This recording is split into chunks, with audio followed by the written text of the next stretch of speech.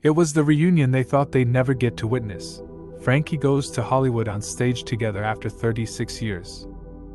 The five-piece assembled in their home city of Liverpool on Sunday evening, the legendary band determined to prove they're still a force to be reckoned with. And they did just that, thrilling the 25,000-strong crowd thanks to a medley of their biggest hits and electrifying stage presence. After the instantly recognizable beat of the driving bass and crashing cymbals of the opening song Welcome to the Pleasure Dome, which charted at number 2 in 1985, floated over St. George's Plateau, it was clear that this was what the fans had come for. Though the band was greeted with roars from the rain-dampened masses, there was one thing missing from the performance: some of Frankie Goes to Hollywood's most well-known and beloved songs.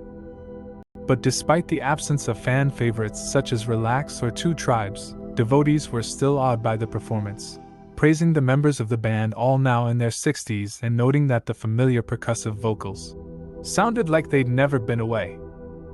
But unfortunately, the return of such an iconic band wasn't without some issues. After just one song, lead singer Holly Johnson said his thanks and the band left the stage, leaving the fans puzzled and confused, some describing the performance as utterly bizarre and a piss take, while others expressed their disappointment.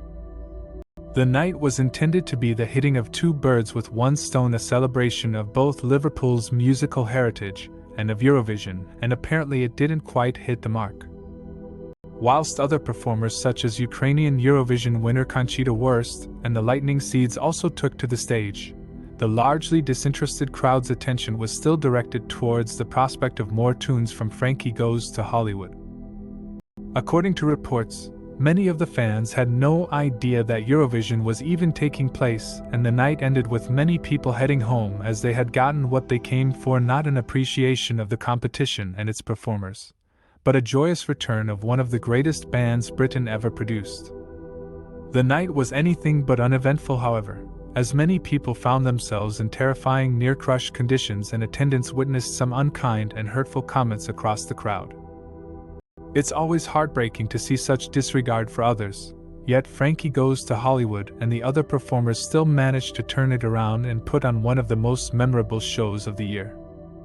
We can only hope that next Saturday's Eurovision event is handled better, and in the meantime, we can still bask in the wonderful memories of the idealistic and energetic performance from one of Britain's most beloved bands.